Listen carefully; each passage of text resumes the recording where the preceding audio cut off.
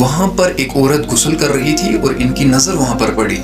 وہ چرواہا ان کو پہاڑوں میں لے کے گیا تو دیکھا جب آدھی رات ہوئی تو حضرت ثعلبہ نکلے۔ ثعلبہ نے جو سب سے پہلا سوال پوچھا حضرت عمر سے کہ کیا آپ صلی اللہ علیہ وسلم کو پتہ چل گیا؟ آپ صلی اللہ علیہ وسلم نے فرمایا نہیں، اللہ کا کلام بڑا ہے، تمہارا گناہ بڑا نہیں ہے، میں پاؤں پوری طرح سے نہیں رکھ سکتا تھا، اتنے فرشتے ہیں۔ السلام علیکم میڈر برادرز اینڈ سسٹرز، آج جو میں آپ کے لیے سٹوری لے کے آیا ہوں کہ آج تک جتنے بھی میں نے ینگ صحابہ کی سٹوریز کو پڑھا تو مجھے یہ سب سے اچھی لگی، اور نوجوانوں کے لیے مجھے لگتا ہے سب سے بڑے موٹیویشن ہے یہ صحابی، اور بہت کم لوگ ان کو جانتے ہیں۔ ان کا نام تھا ثعلبہ بن عبد الرحمن، اور یہ صحابی آپ صلی اللہ علیہ وسلم کے لیے موزے بنایا کرتا تھا۔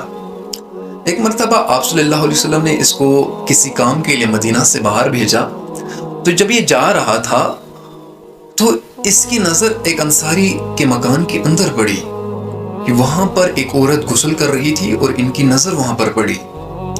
تو ان کو فوراً یہ ریئلائز ہوا کہ شاید اللہ کے نبی پر اب وحی اترے گی کہ تم نے بدنظری کی ہے، اور انہوں نے وہیں سے سامانے سفر کیا اور دور پہاڑوں میں گئے اور 40 روز تک پہاڑوں میں روتے رہے یا اللہ یہ میں نے کیا گناہ کر دیا۔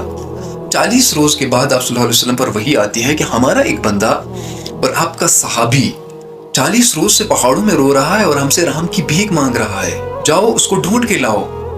آپ صلی اللہ علیہ وسلم نے حضرت عمر رضی اللہ عنہ کو اور سلمان فارسی کو بھیجا کہ جاؤ میرے صحابی کو ڈھونڈ کے لاؤ، ثعلبہ کو ڈھونڈ کے لاؤ۔ حضرت عمر رضی اللہ عنہ گئے اور سلمان فارسی رضی اللہ عنہ گئے ثعلبہ کو ڈھونڈنے کے لیے پہاڑوں میں۔ تو ان کو وہاں ایک چرواہا ملا جس کا نام زفافہ تھا۔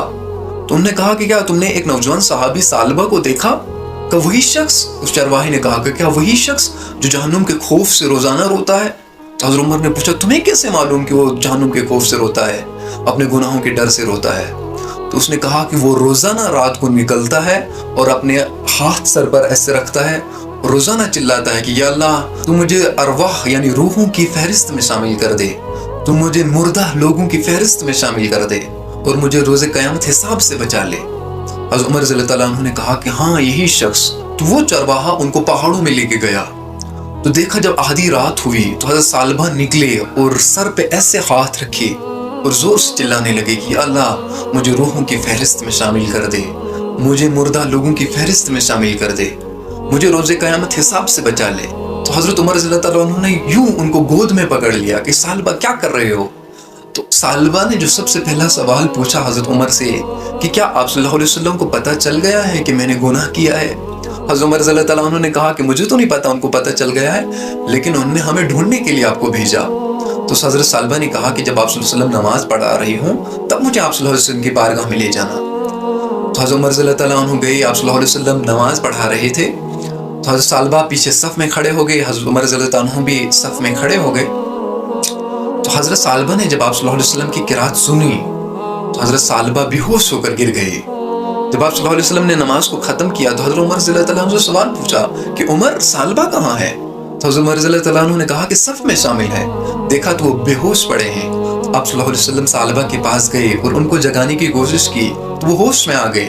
تو آپ صلی اللہ علیہ وسلم سے ثعلبہ نے کہا کہ یا رسول اللہ میرا گناہ بہت بڑا ہے، میں کیا کروں؟ آپ صلی اللہ علیہ وسلم نے سورہ بقرہ کی آیت نمبر 201 تلاوت فرمائی کہ آپ یہ مانگا کرو اللہ سے ربنا آتنا فی الدنیا حسنہ وفی الآخرۃ حسنہ وقنا عذاب النار۔ تو حضرت ثعلبہ نے کہا کہ یا رسول اللہ میرا گناہ اس سے بہت بڑا ہے۔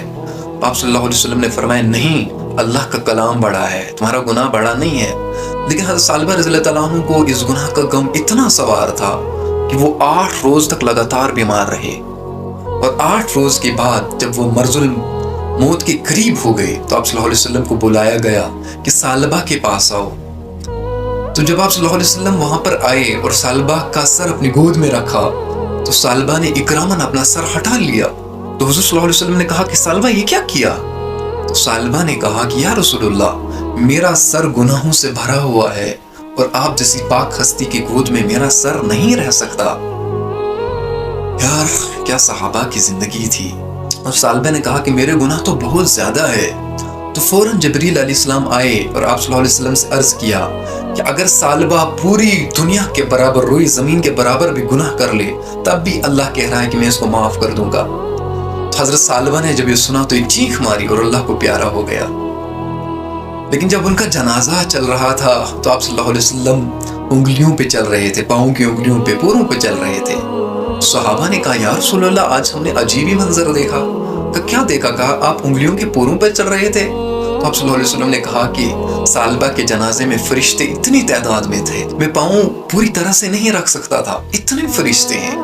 اللہ کے لیے جو کچھ چھوڑتا ہے نا بندہ، اللہ اس کو اجر دے دیتا ہے دنیا میں بھی اور آخرت میں بھی.